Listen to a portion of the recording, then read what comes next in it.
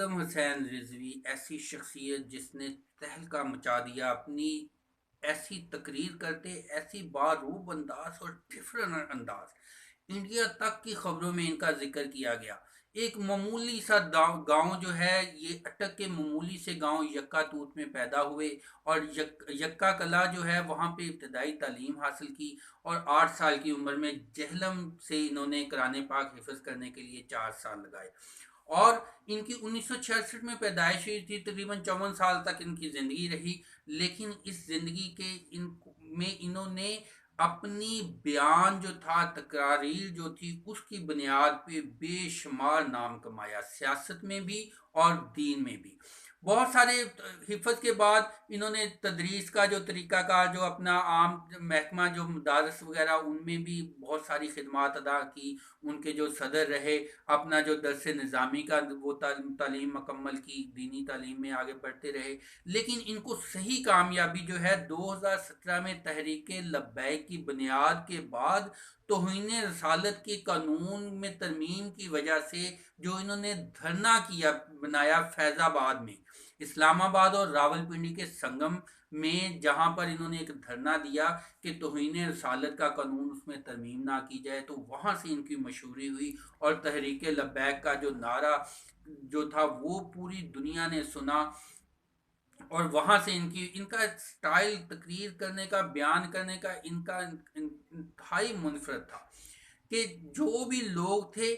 وہ ان کے اشارے کے اوپر جو ہے وہ رسول اللہ صلی اللہ علیہ وسلم کی شان کو بلند کرنے کے لیے، جان دینے کے لیے نکل پڑتے تھے۔ اور ان کی جب وفات کے دن ہے، وہ بھی یہی معاملہ تھا کہ نبی صلی اللہ علیہ وسلم کی شان میں جو خاکے بنائے گئے تھے، گستاخانہ خاکے بنائے گئے تھے، اس کے سلسلے میں دھرنا دے رہے تھے کہ وہ فرانس کا جو سفیر ہے اس کو بھیجا جائے، اپنا سفیر واپس منگوایا جائے۔ انتہائی جائز قسم کا مطالبہ تھا، لیکن ان کی اس شغل کوشش کے دوران بیمار ہو گئے، اور یوں یہ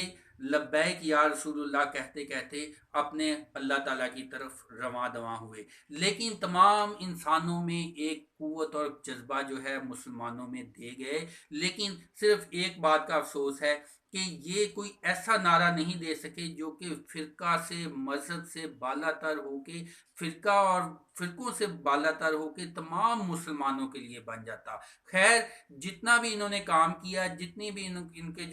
جو سنی طبقہ سے تعلق رکھنے والے زیادہ تر جو بھائی تھے، جو ان کے پیچھے لبیک یا رسول اللہ کہنے والے تھے، انہوں نے ثابت کر دیا کہ ایک مختصر سے وقت میں انہوں نے سیاست میں بھی نام کمایا، سیاست میں سیٹیں بھی جیتیں، اور آگے حکومت کے لیے جو بھی وہ غیر شرعی کام کرتے تھے اس کے لیے یہ رکاوٹ بنے۔ اللہ تعالیٰ ان کے درجات بلند فرمائے، اور ان کو ترقیاں، جو ان کی جو تحریک ہے اس کو ترقیاں عطا فرمائے، اور دنیا آخرت میں کامیابیاں عطا فرمائے، ان کے جاننے والوں کو، ان کی تعلیمات پر عمل کرنے والوں کو، اور تمام مسلمانوں کو ایک نعرے پہ پابند کرنے کا، ایک نعرے پہ چلنے کی توفیق عطا فرمائے۔ کیونکہ سنی، شیعہ اور دیوبند تمام سمجھتے ہیں، نفسیں پھیلا کے دوسروں کو سمجھتے ہیں کہ وہ ہے اپنے دین پہ کاربند، لیکن اصل میں نفسیں نہیں، تمام طاقتیں قوتیں مل کے اسلام کی سربلندی کے لیے کام کریں، اور جیسے خادم حسین رضوی مولانا جو تھے، ان کی طرح اگر تمام قوتیں اکٹھی ہو جائیں اور سب کا سرچشمہ ایسا بن جائے کہ وہ اسلام کو آگے لے کے جائے، تو انشاءاللہ اسلام کو دنیا میں پھیلانے سے کوئی طاقت نہیں روک سکتی، اور ظلم کا خاتمہ ہوگا۔ دعاؤں میں یاد رکھیے گا۔ Do your best, wish you are good look.